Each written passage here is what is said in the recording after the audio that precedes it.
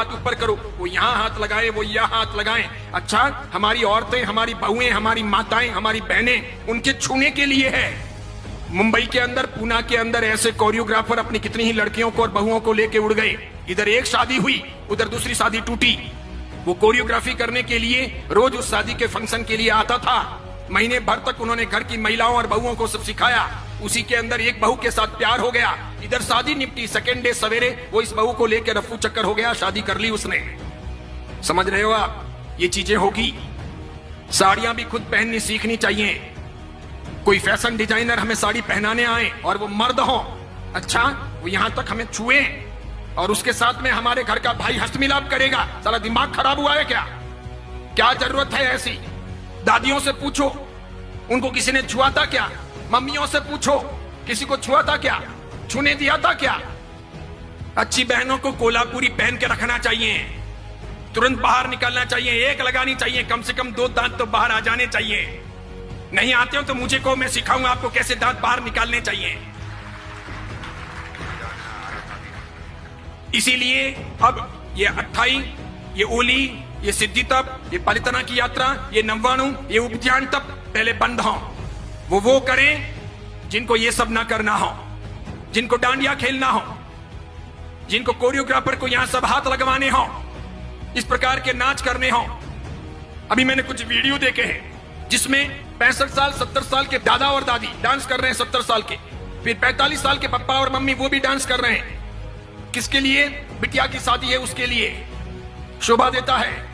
65 साल 70 साल के दादा और दादी डांस करें, अच्छा लगता है। अब टांगे तो कब्र में लटकी है और डांस करना है। कोई मर्यादा है या नहीं? अच्छा, डांस नहीं करने से शादी अच्छी नहीं होगी क्या? एक वीडियो नहीं बनेगा तो काम नहीं चलेगा क्या? क्या गंदी फिल्मों की धुनों पर दादा दादी को नचाना ही जरूरी है?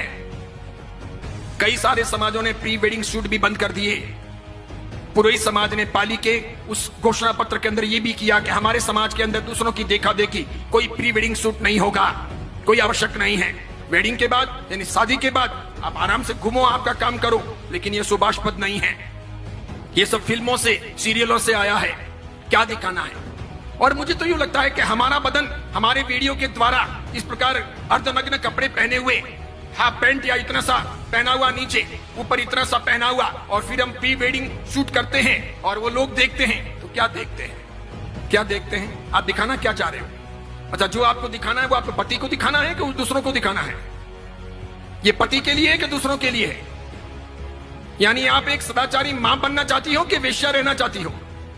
करना क्या है? जाना कहां है? एम क्या है? उसी प्रकार पूछना चाहता हूं, जीटो की स्थापना हुई तो ये एम था क्या? कहीं जीटो के घोषणा पत्र में ये चीजें हैं क्या कि हम डांडिया रास का आयोजन करेंगे? स्थापना के दिन ही जीटो वालों को जूते पड़ गए होते। आज मेरी बात सत्य सिद्ध हो गई कि नए पद्मसागर जी महाराज ने बंदरों के हाथों में नारियल दे दिया, बिल्कुल दे दिया। जीटो में कई लोग ऐसे भी हैं जो सदाचारी हैं, समझदार हैं, आचार संपन्न हैं, मुझे मिलते भी हैं, अन्य महाराज साहब को मिलते हैं। कई माताएं भी ऐसी हैं जिन्होंने अपनी व्यक्तिगत जिंदगी में ऐसा कुछ किया नहीं है, वे चाहते भी नहीं है, लेकिन अपने यहां पर यह समूह जो है मिलकर के माता फोड़ना, मेजोरिटी डेमोक्रेसी, मुझे ऐसा लगता है कि जैन समाज के कुएं में किसी ने भांग डाल दी है, सबको वही पानी सप्लाई हो रहा है, इसीलिए सामूहिक पागलपन सवार है। इस बीच में ऐसा कोई आदमी बोले तो उसकी बहुत कीमत नहीं, उसको लोग खारा समझते हैं, उसके प्रति लोग दुर्भाव रखते हैं, उसे पसंद नहीं करते। क्योंकि मुझे तो ये सब फर्क नहीं पड़ता, मैं किसी की रोटियों का मोहताज नहीं हूं, और मैं तो कफन पहन के निकला हुआ हूं पहले से ही, और मेरे कोई आगे रोने वाला नहीं, पीछे कोई धोने वाला नहीं, मैं इसकी फिक्र करता नहीं। मुझे कोई बहन बेटी की शादी करवानी नहीं है, मेरा कोई उपास्य नहीं, मेरा कोई मंदिर नहीं, मेरा कोई घर नहीं, मेरे कोई स्थान है नहीं, मैं कल कहां रहूंगा ये मुझे पता नहीं है, इसलिए मैं कोई परवाह करता नहीं कि मुझे किसी प्रकार की गुलामी करनी है, बिल्कुल नहीं, नेवर। मैं तो सत्व के आधार पर जीने वाला आदमी हूं। जितने केस होने दें, जितने दुश्मन सामने आए आने दें, जिस मुकाम पर मौत होगी होगी, एक बार होगी, 2 बार थोड़ी होती है मौत, एक बार होगी। और किसी के सर्टिफिकेट से मुझे कोई स्वर्ग या मोक्ष थोड़ी मिलेगा, तो क्या फर्क पड़ता है कोई मेरे बारे में क्या बोलता है, कुछ भी कहे। इसीलिए मेरी फिक्र मत कीजिए, मुझे चिंता है समाज की। भगवान महावीर का समाज चिंता रहा, वो पवित्र रहा, अच्छा रहा, तो साधु साध्वियों का और हमारे सब कामों का कोई वर्त रहेगा। अगर भगवान महावीर का समाज ही कमजोर पड़ गया तो मेरे एक के मजबूत होने से क्या होगा, मेरे एक के जिंदा रहने या लंबी उम्र पा लेने से भी क्या होगा। मैं व्यक्तिगत सफलताओं को समाज के सामने, धर्म के सामने महत्वपूर्ण नहीं मानता। मेरी व्यक्तिगत सफलताएं कितनी भी हों, अगर वो व्यक्तिगत सफलताएं मेरे समाज के लिए, मेरे धर्म के लिए उपयोग में नहीं आती है तो मेरा जीना हराम है। फुकट की रोटियां खा करके कोई मतलब नहीं है। इसलिए मैं सोचता हूं सफलता का पहला मापदंड कि मेरा समाज सुरक्षित रहे, साफ सुथरा रहे, मेरा धर्म सुरक्षित रहे, साफ सुथरा रहे। यह आवश्यक है। आप जैसे लोगों को क्रांति करनी चाहिए, उठना चाहिए।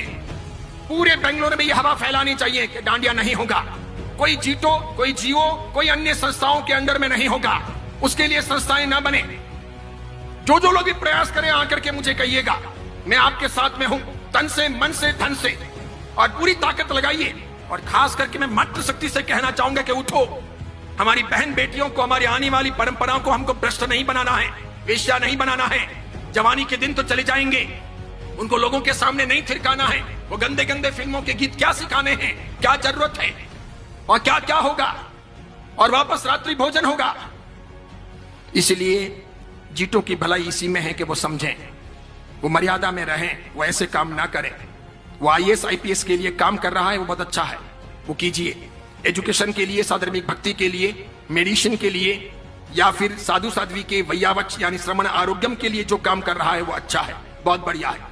इसके लिए वे अभिनंदन के पात्र हैं।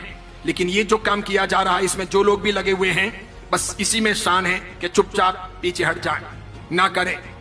इसका अंजाम अच्छा नहीं होगा। फिर ऐसा ना हो कि हमको दूसरे कोई तरीके अपनाने पड़े बंद करवाने के लिए। ऐसी चीजें मान्य नहीं होनी चाहिए।